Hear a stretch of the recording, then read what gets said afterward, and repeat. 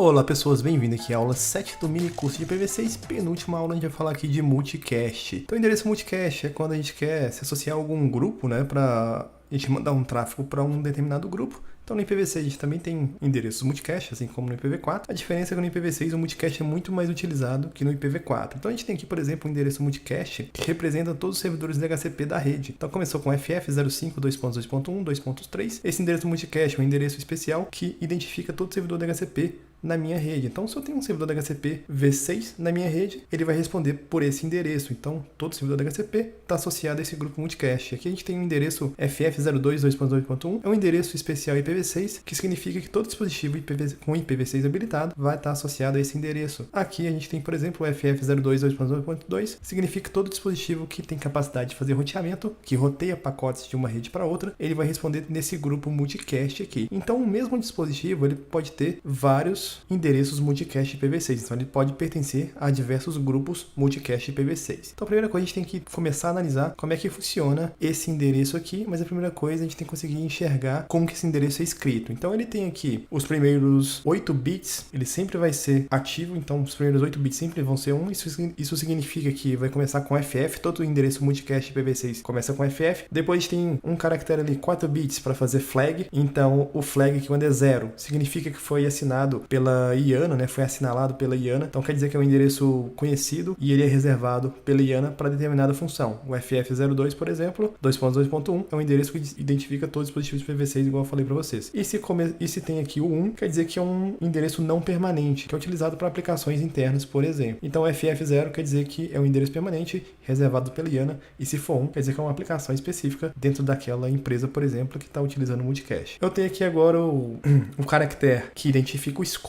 daquele endereço, então se ele vai ser um escopo reservado, se ele vai ter escopo somente naquela interface, se vai ter um escopo naquele rede, local que ele está, um escopo link local, se vai ter um escopo site local, ele vai ser roteado naquela empresa, se ele vai ser roteado naquela empresa, mas através, por exemplo, da internet, para a mesma filial daquela empresa, o escopo organizacional, ou um escopo global que vai ser roteado na internet, por exemplo. Então a gente está vendo aqui que o DHCP Server aqui, ele é um escopo site local. Então ele é roteado dentro da minha empresa. Então eu consigo achar um servidor DHCP Server ali, ele responde por um endereço FF, ou endereço multicast. 0 significa que ele é reservado pela IANA, e 5 quer dizer que ele é roteado internamente na minha empresa. Os últimos 112 bits significa ali o grupo ID. No caso aqui, esse cara termina ali com 2.3 ao DHCP Server. Então você consegue identificar o endereço DHCP V6 multicast assim. Se eu der um show IPv6 interface gigabit 0/0 aqui num roteador, por exemplo, a gente vê aqui que ele tem um endereço link local, aquele endereço FE80, que toda interface com IPv6 habilitado vai ter esse endereço. A gente tem aqui um endereço global, que é aquele endereço que é como se fosse o IPv4 público, né? Um endereço roteado na internet. E repare aqui que ele se juntou, né? Joined Group Address, quer dizer o endereço multicast que ele vai responder aqui. FF02.2.1 quer dizer que esse é um endereço multicast, que todo dispositivo com IPv6 habilitado vai responder esse endereço. Aqui também ele é um roteador, ele tem capacidade de fazer roteamento IPv6, então ele responde no FF02.2.2. Ele também, o 5 e o 6 aqui, esses dois endereços multicast aqui são do OSPF, então eu consigo ver que essa caixa está com o OSPF habilitado, protocolo de roteamento dinâmico, e aqui a gente tem um endereço especial que é o Solicited Node Multicast Address, que a gente vai ver aqui nesse próximo slide. Então esse Solicited Node Multicast Address ele é gerado para as IPs global ou link local, é gerado um endereço multicast especial para fazer o seguinte: a gente tem aqui a máquina A e a máquina B. A máquina A é a 2001 DB8 Café 2.2.200, o MAC address dela, endereço de câmara 2, 001B2404A21E, tá ligado na porta 10 desse switch aí no meio, e a máquina B, IPv6, é o 2001 DB8 Café 2.2.100, o MAC dela é 00219B D9C644. Eu vou abrir um terminal aqui na máquina B e vou pingar a máquina A, dou um ping 2001 DB8 Café 2.2.200. Essa máquina vai montar na camada 3 dela o endereço de IP de origem, o IP de destino. O IP de origem ela vai ter, que é o da própria máquina, que é o Café 2.2.100,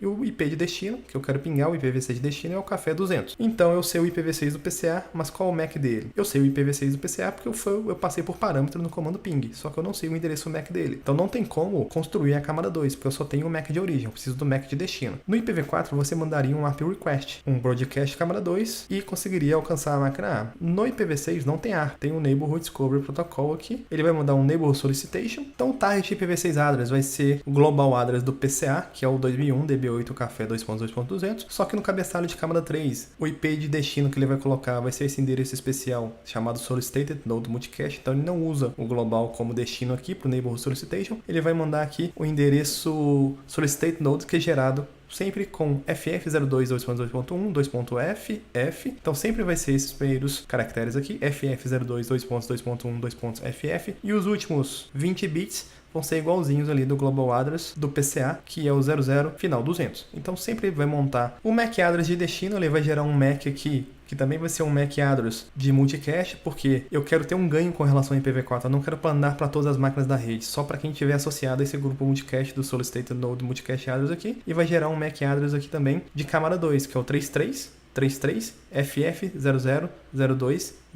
Então, sempre vai começar com 3333 e os últimos bits ali vão ser igualzinho ali o do Solicited Node Multicast Address. E a máquina A, ela vai responder para esse endereço. Então, o que ela vai acontecer? Se eu pegar a tabela MAC desse switch aqui, repare que na porta 10 vai ter o MAC real da máquina A, que é o 001B2404A21E, e também vai ter o MAC Address que foi gerado pelo endereço Destination Address Solicited Node Multicast Address, que é o FF02.2.1, 2.f00.2.200, e todo o endereço multicast, que é um endereço de camada 3, um endereço IPv6 multicast camada 3, ele vai ter que gerar também um endereço multicast camada 2.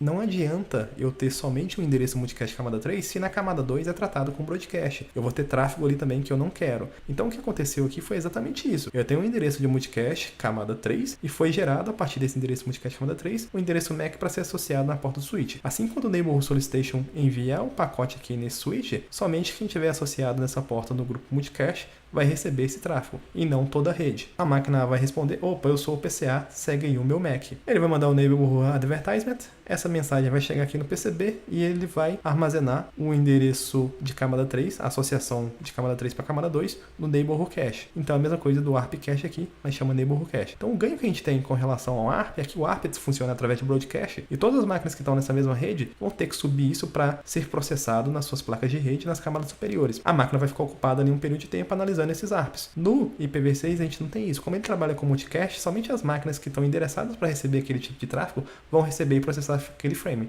não todo mundo da rede. Esse é o ganho com relação ao IPv4, né? Como eu trabalho com multicast, somente máquinas que estão em interesse naquele tráfego vão receber esse tráfego. E aqui a gente tem alguns mapeamentos de endereços de camada 3 IPv6 para o endereço de camada 2. Todo endereço de camada 2 baseado no endereço multicast IPv6 vai começar com 3333 e os últimos bits aqui vai ser a identificação do endereço IPv6 camada 3. Então, pegar aqui FF02.2.1, que são todos os dispositivos com IPv6 habilitado responde nesse endereço. Então, repare que ele começa com 3333 e termina aqui com 00000001, que é o final ali do endereço. Todos os roteadores terminam com 2. Roteador SPF termina com 5. Roteador EIGRP termina com A. Solicited Node Multicast Address, por exemplo, FF000001. O de baixo, FF000200. Essas aqui são os mapeamentos de camada 2. Então, sempre lembrando, se eu tenho um endereço IPv6 multicast camada 3, eu tenho um endereço multicast camada 2 para o switch não mandar para todas as portas, somente as portas que estão associadas àquele tráfego. E obrigado por assistir esse vídeo. Até a próxima. Entre lá no site gustavocalau.com.br e assine esse e-mail. Até mais!